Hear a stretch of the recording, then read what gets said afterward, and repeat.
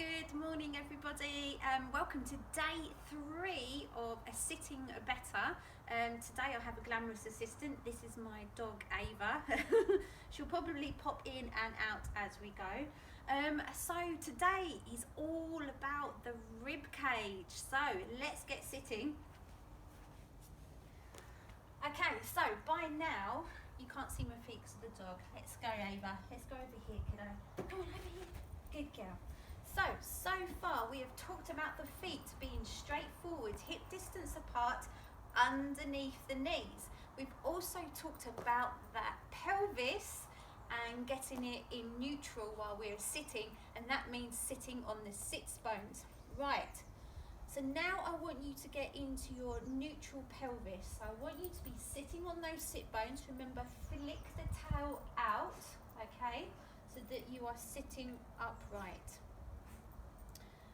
You can only sort out your rib cage if you have sorted out your pelvic positioning, okay? So make sure you understand that bit first. Any questions? Send me a note.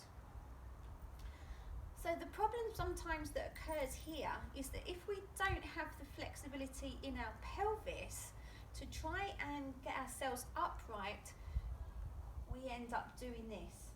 So when people say sit up straight, a lot of the times we end up in this position, okay?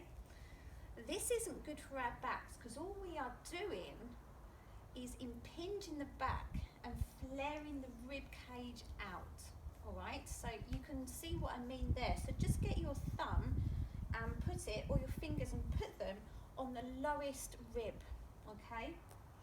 So when you sit upright, you can see that they flare out the way, okay? They start sticking up. What we need to ensure is that the bottom rib cage is flush with your pelvis or those hip bones, all right? So find those bony hip bones. So remember, if I just stand up here, you've got those bony nodules there. So find them, and your rib cage should be flush with the hip bone. This is a flare. Can you see how my ribs move away from my thumbs? That's a flare, and you are impinging the back. So we need it flush with the hips, okay? It takes a little bit of a jiggle to try and get used to that. So we need to find that when we are sitting. If we try and sit up straight, all that's going to happen is tension here in the back. We are going to put pressure on our discs right here.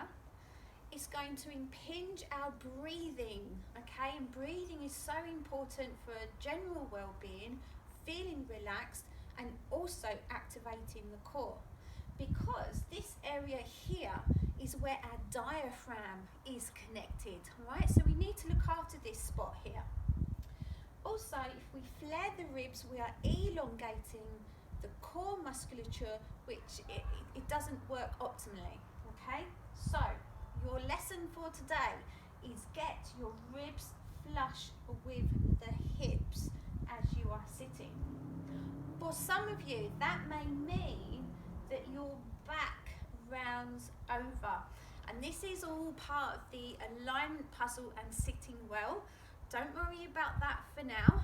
Just try and get your ribs in the right place, because I will be sending you plenty of exercises to get that back in center again.